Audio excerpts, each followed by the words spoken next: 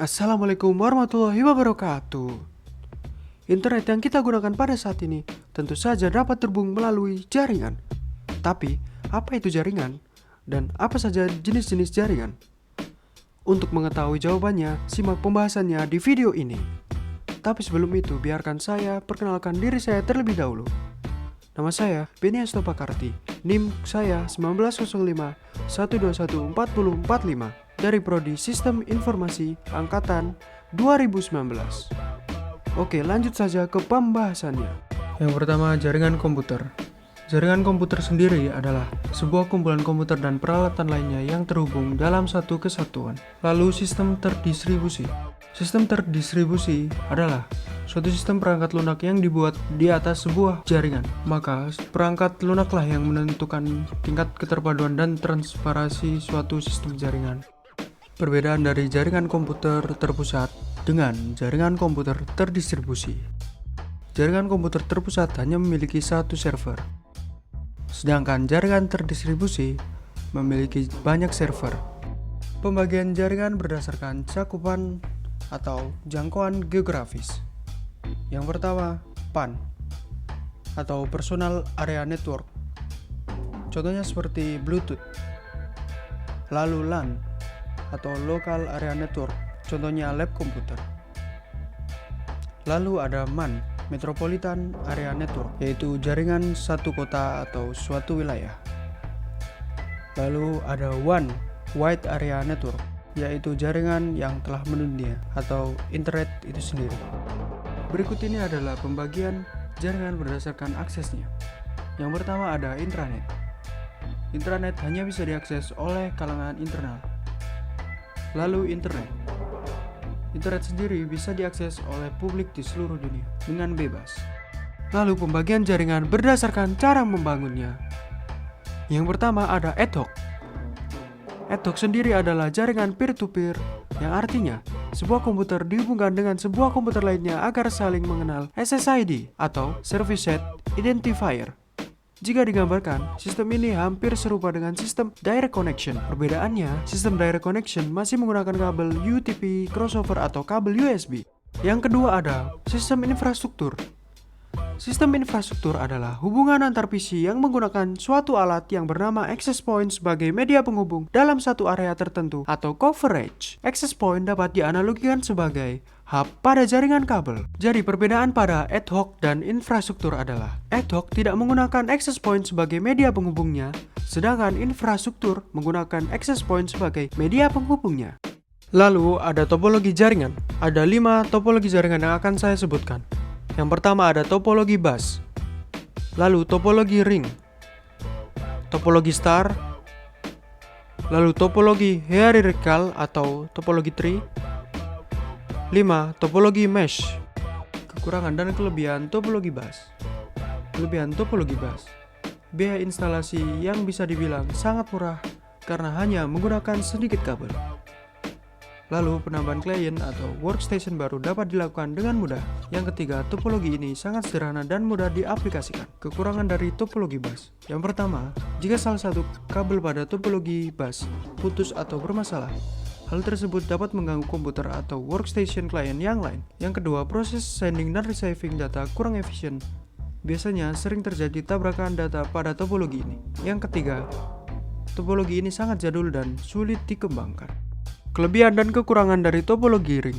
Kelebihan topologi ring: memiliki performa yang lebih baik daripada topologi bus. 2. Mudah diimplementasikan.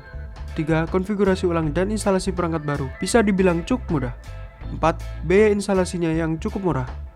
Kekurangan dari topologi ring: 1. Kinerja komunikasi dalam topologi ini dinilai dari jumlah atau banyaknya titik atau node. 2. Troubleshooting bisa dibilang cukup rumit.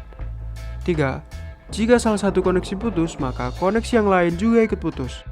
Kelebihan dan kekurangan dari topologi star. Kelebihan topologi star: apabila salah satu komputer mengalami masalah, jaringan pada topologi ini tetap berjalan dan tidak mempengaruhi komputer yang lain. Yang kedua, bersifat fleksibel. Yang ketiga, tingkat keamanan bisa dibilang cukup baik daripada topologi bus. Yang keempat, mudah deteksi masalah cukup mudah jika terjadi kerusakan pada jaringan. Lalu, kekurangan topologi star.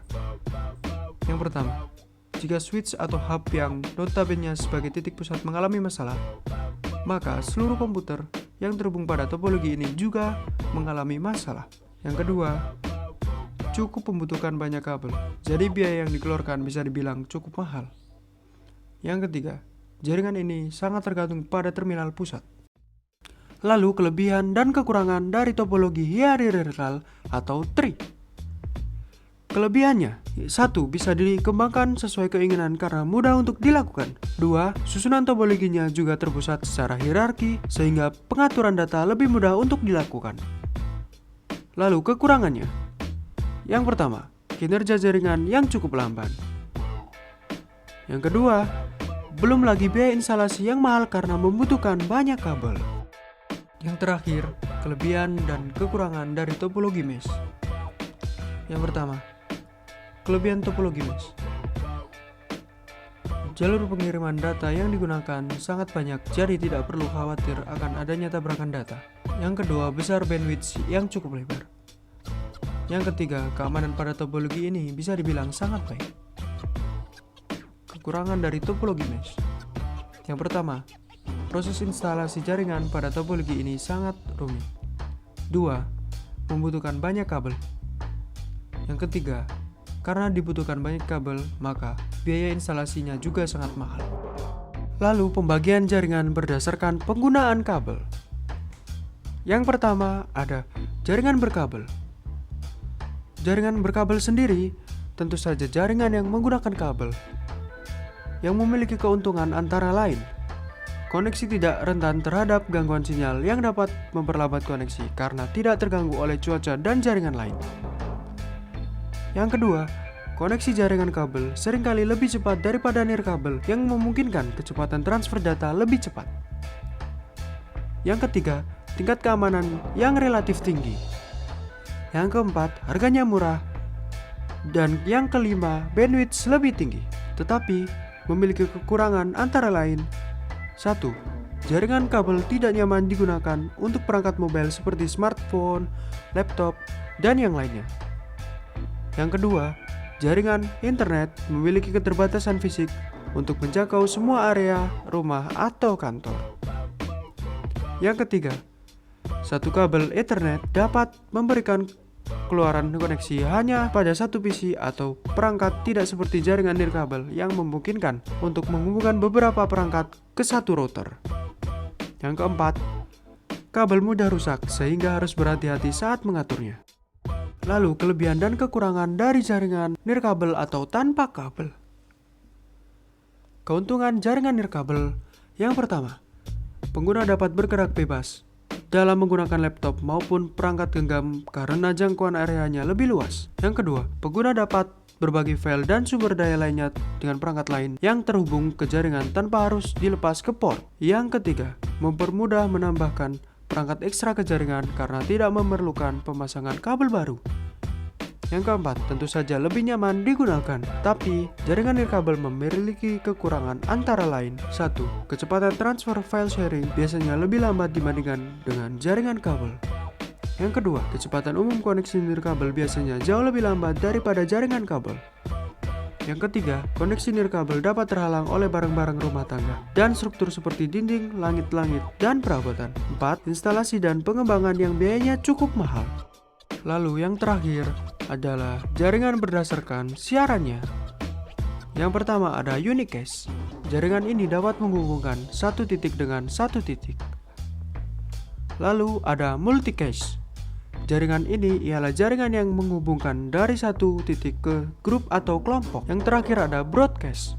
Jaringan ini menghubungkan antara satu titik dengan semua titik yang ada. Itu tadi penjabaran saya mengenai model infrastruktur jaringan. Semoga informasi yang saya sampaikan dapat berguna dan sekian dari saya. Terima kasih. Wassalamualaikum warahmatullahi wabarakatuh.